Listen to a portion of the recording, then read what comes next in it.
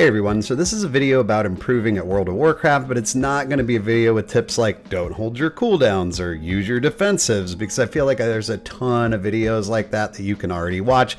And not that they're not good advice or anything, but in this video I want to get to the root of how I believe you actually get better at playing this game, and then give you some of the things I try to do to maximize that in my own play. And this is based off my own experiences as a person who's played since the release, a former Mythic Raider, and someone who usually finishes around the top 1% Mythic Plus rating on NA servers, as well as what I've gathered from videos, streams, and interviews with top players. The main focus of what I'm going to talk about is PvE content, but I could definitely imagine some of these ideas being applied to PvP as well. So here's what I base it on. WoW is not a game like Counter-Strike, League of Legends, or StarCraft, where the deciding factor is lightning fast reflexes or high actions per second.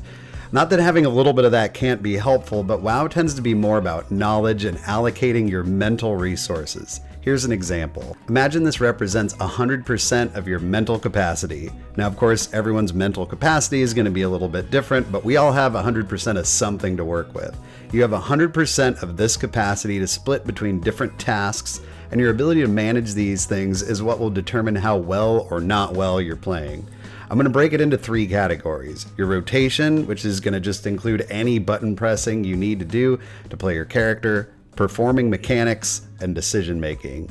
Ideally, we want to minimize the percentage of your mental capacity that rotation and mechanics occupy to allow for more room for active decision making. The player that has a lot of room for active decision making are the ones that are cleaning up all the M+ affixes, the ones contributing the most kicks, stuns, and just doing all those important little extra things while not getting hit by avoidable damage and executing their rotation properly. We also want to be able to tune out what I'm going to refer to as white noise, basically anything that's drawing our attention in the game that doesn't actually have any effect on what we're doing. An example of this would be something like a loud DBM air horn going off for a mechanic that doesn't even concern you.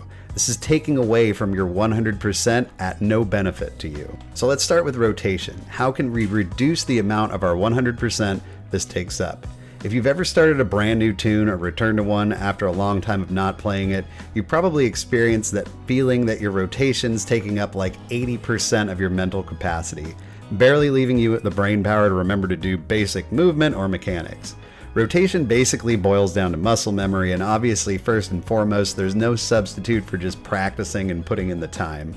Whether you're whacking a target dummy or just muddling your way through some lower level content while you get your rotation down, the reality is you have to train yourself to play your class, but I do believe there are some things that can make this process easier, the first of which being your keybinds. We all have different hands, and what's comfortable for one person might be different from another, but there are some generally accepted truths about keybinds. You want your most commonly pressed buttons to be most accessible to you, such as 1, 2, 3, 4, extra mouse buttons, etc.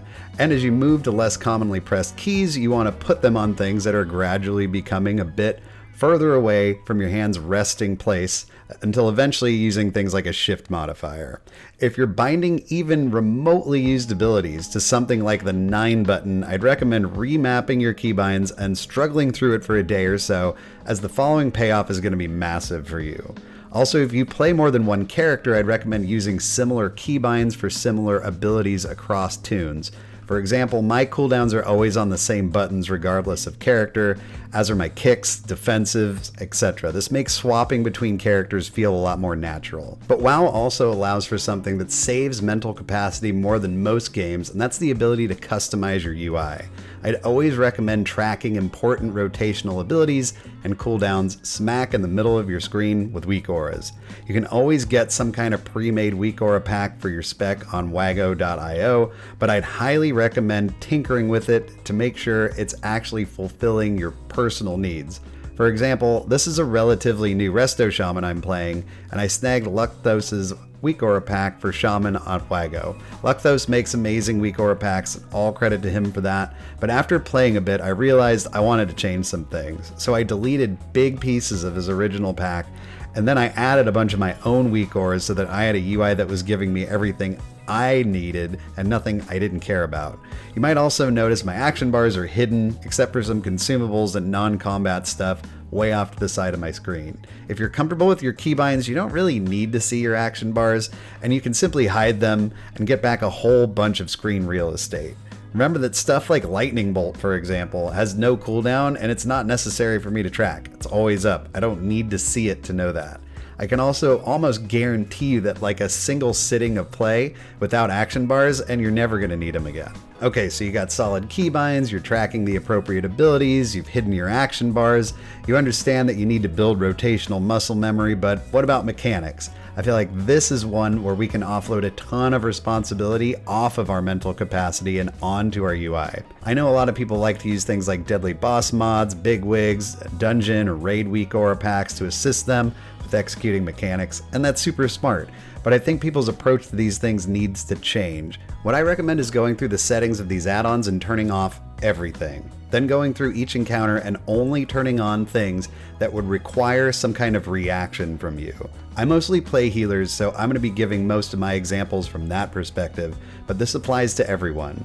If there's some DPS stack mechanic I don't have to do, I don't want that popping up on my screen, I don't want an audio cue for it, I don't want some kind of countdown, it doesn't apply to me, I should not be taking any of my mental capacity to notice it. I'm going to disable it. But for the stuff I do need to react to, I personally like to assign it to an actual text-to-speech audio cue like interrupt or AoE or defensive, because these words actually register with my brain. Unfortunately, I played with the out-of-the-box version of Bigwigs for too long, and I became completely immune to its little buzzes and beep boops. I've passively trained my brain to ignore these sounds. If they work for you, that's great, you can use them. For me, hearing actual words is what really helps. The main idea here is that only important things pop up on your screen or make noise when it comes to your UI. This will teach your brain that when something pops up, you need to actually pay attention to it because it's important. We're reducing that white noise of your add-ons giving you notifications for stuff you don't need to react to anyway. On the topic of white noise, I think some people feel like a good UI is the UI that gives them the most possible information. But unless you're leading a raid or something, I feel like a good UI is the one that gives you only the essential information. For example, I've had people watch my stream and ask how I play without floating combat text on. Like, how do I know what's going on? But I don't need numbers popping up to affirm me that my heals are healing or my damage spells are doing damage. That's just taking up space. You should definitely imagine the center of your screen to be the area of most vital importance on your UI, and then as you get closer to the edges, you can have less important stuff like DPS meters and consumables. If you can do these things and free up as much possible brain power to being situationally aware, rather than tunneling on things like your rotation or swirlies on the ground, you're going to notice that you become a much better player. If someone stands in a swirly or does a mechanic incorrectly, it's not typically a result of that player not being capable of doing the mechanic. It's just that they're tunneling something or there's just too much going on. The game's moving too quickly for them.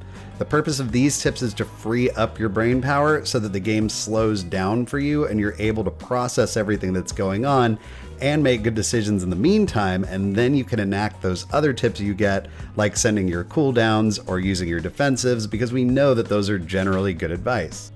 So I'd love to hear any thoughts you guys have about how to improve at the game, or if you've ever tried any of these things before, how it worked for you. And also you can always catch me live here on YouTube Tuesday, Thursday, Saturday at 8:30 p.m. Pacific, where we have lots of fun on stream.